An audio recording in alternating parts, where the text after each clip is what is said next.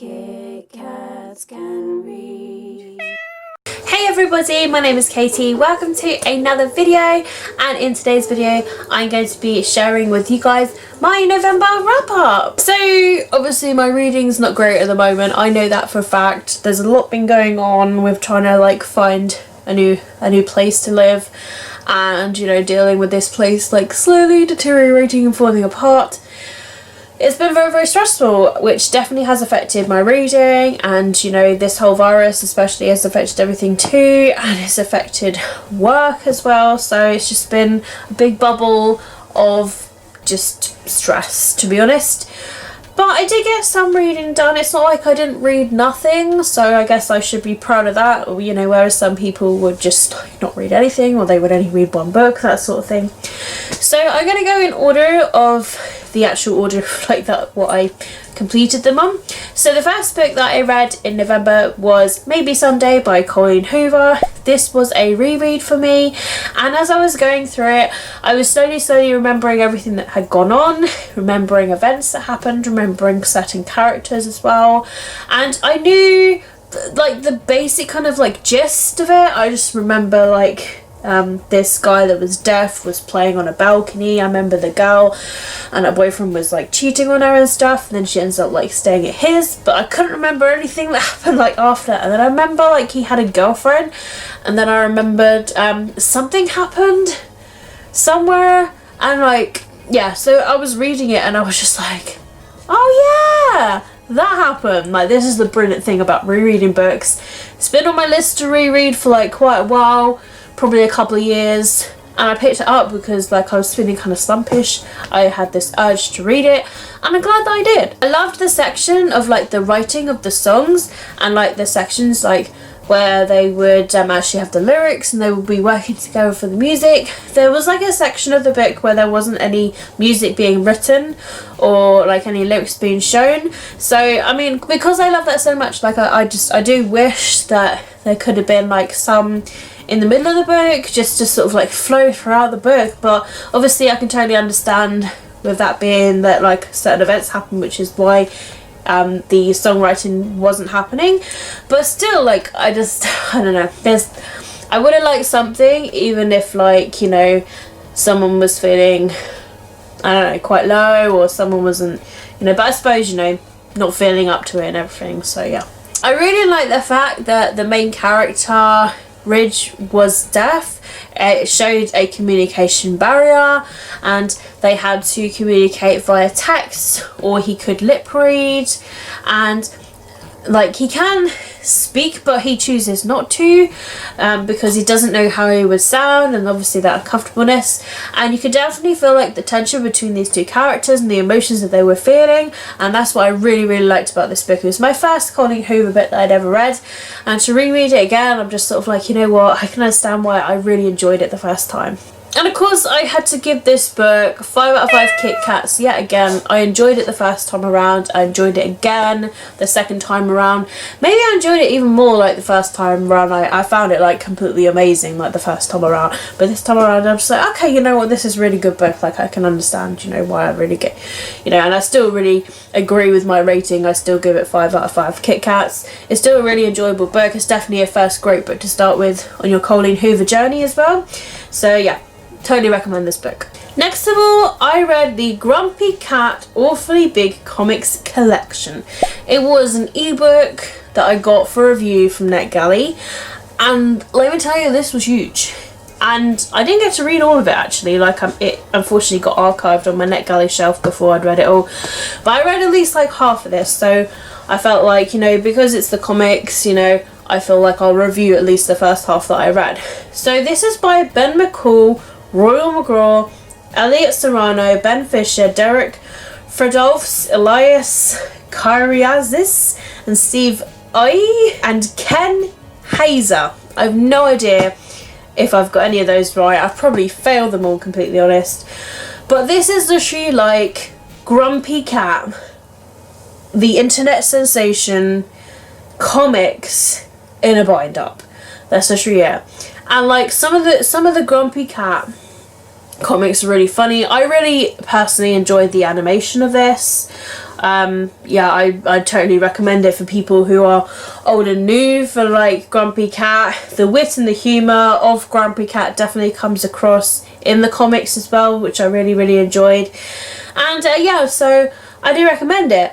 So unfortunately, like I say, I only read half of it. So I'm gonna rate like the first half of the book. And there were times when I was reading it and I was like, this would be a perfect place to end this bind ups, and then it just kept going on and on, and I'm just like, wow, this book is huge. Like, I'm reading this comic and like I'm just getting a little bit bored. I was just like, you know, this would be a great place to end the comic, like bind up, and I'd be like, you know what, this is great.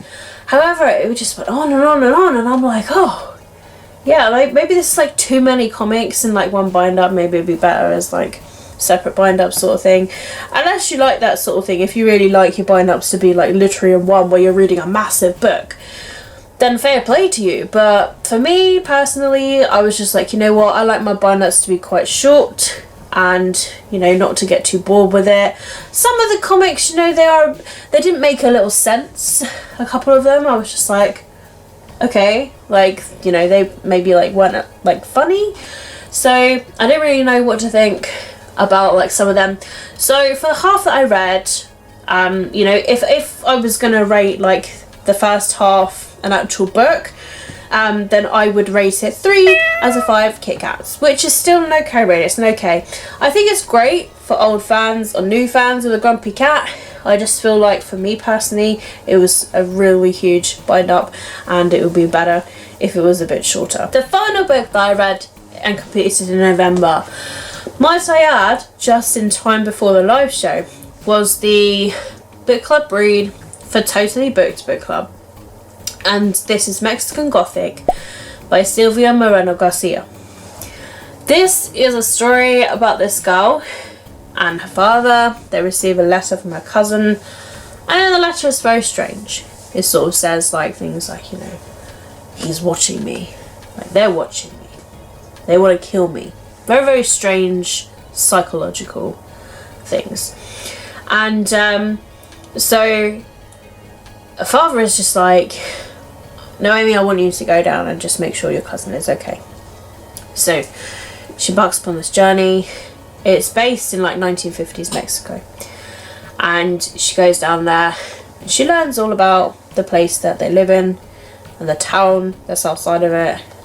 And you know, she finds that she's slowly starting to probably lose herself into the building as well, just like her cousin sort of thing, by, you know, very sort of strange, mysterious things going on. So it's described as a gothic horror. I don't really read horrors, to be honest, like they're not really my sort of book. However, I did find that I quite enjoyed this book. Like, it was really enjoyable. I really liked going along with Noemi and learning about everything that was going on in the castle, things that she was discovering in the town and everything. I just really enjoyed that. I just want to mention though that it does have a very slow first start to it, so if you're really not into your slow books, then you need to give this book a chance, really. Like, that's all I can say. Like, give a chance, because it just gets to a point where it does pick up. And you know, I can understand this book isn't for everybody, because you know, it is strange and it is very, you know, horror gothic, and it's slow and it's mysterious, and you're moving along and you're learning with the character, and strange things are happening and things like that. So yeah, I just want to give a forewarning, it is a bit slow, it does drag a bit, but I like those books that kind of drag in that way. I personally really like Noemi as a main character. I thought she was really sort of like spunky, she was really outgoing, and yeah, she was just sort of like a character that I definitely appealed to. The house itself was very creepy. The people who live there, they're very much like keep to themselves people, and if anybody seems to like pry into anything, they don't really seem to like that. Sylvia did like a really great thing of making us feel as a reader that we are trapped because of this. You know, you feel like, oh, I can't leave this like building now. Like, I've got to stay here. Like, you feel like you're trapped in the place along with Noemi for like pretty much the entirety of the book.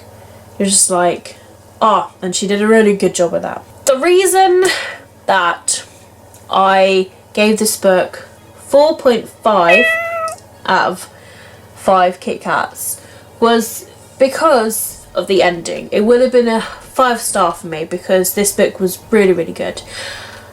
And if it wasn't for that ending, that literal last chapter, I would have just, you know, I was so annoyed with that ending. I can't even really talk about it just because it's, you know, spoilery.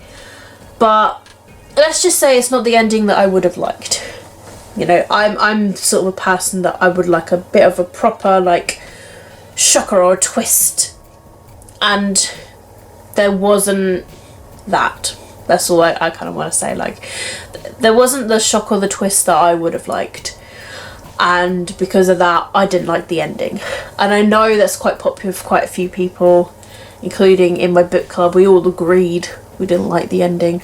So if you're going to go into this book, just be wary that the ending might not want to go the way that you want it to go. Yeah, just for me, that ending, oh, I totally recommend this book. It's an adult book, it's a gothic book, it's a horror book. I don't read these sort of things. It's a book that I went out of my comfort zone to read. I should feel really proud of myself for doing that, and I do. In general, I was really lucky to actually get this book like 99p on the Kindle store, and then I just went ahead and I just purchased the audiobook for I think $3.99 it was. So, you know, altogether it's really cheap. I didn't spend a lot of money. Don't have a physical book. If I did have a physical book, I'd just give it away, you know. I don't know if it'd be something that I would read again. I'm not really entirely sure, but it's definitely a book that I would want to pass on to somebody to maybe let them read it.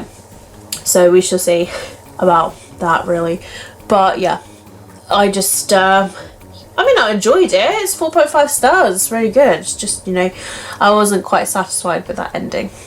And I will leave the link to our live show for the book club down below in the description as well if you want to check that out. We literally talk spoilers about that book, so if you've read it and you want to like see an in-depth sort of review, we all talk about it, we ask each other questions. I thought we did it really well, like considering it was our first ever actual review together as a book club online, and I feel like we covered absolutely everything that we could say about the book. So if you want to see our discussion on that, that'll be linked down below. So there you have it, guys. That is the end of my November wrap up.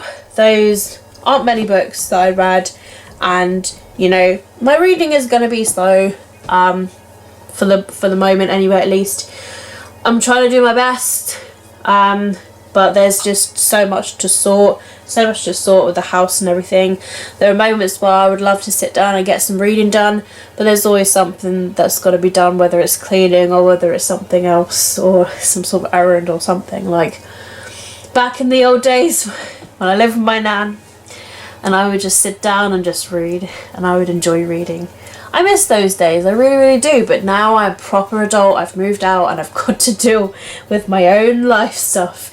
It just definitely has a massive impact on everyone's lives. I mean, I don't understand how people that have children find time to read. Like, how do you do that? Like, I don't know how you do it. I suppose, you know, if you're an at-home mum, once they're asleep, you get the chance to sort of catch up on things. You know, if you don't want to wake them up, I suppose that's the perfect time to read. So, yeah, I just need to try and find some sort of strategy where I can sort of like try and fit in some reading every day. It did sort of work last week because I managed to finish a book for December. So, you know, and I am like 20% through another book. But today's like my first day off after a few days, and I spent most of the day in my book shed taking stuff out of storage and sorting out the book shed so that it's more of a book shed, sorting out books to go in some of the bookshelves. It was a lot of taking off, moving around, a lot of weightlifting. I didn't eat anything until like I want to say 6 p.m. this evening. So it's been a crazy day. and I'm feeling quite tired, so I'm going to try and do a bit of reading today, just to make up for it all and stuff, but that'll be after some video editing of this very video. But yeah, I hope you guys have enjoyed this video. If you have, don't forget to give it a thumbs up, and do let me know down below in the comments how you managed to do the month of November. How many books did you manage to read? Did you buy any books in November? If so, what did you buy? If you have any links, then do link them down below in the comments and I will check them out. I always love watching other people's videos and everything, and making new bookish friends. But thank you very much for watching. All of my other social media links will be linked down below in the description as well if you'd like to follow me elsewhere. Twitter, Instagram, Goodreads, blog, whatever, it's just there, it's down below. You can follow me, be my friend if you want to, of course. But thank you very much for watching. Keep smiling, keep reading, and be happy. My name is Katie, and I will see all of you wonderful, awesome people in my next video. Bye!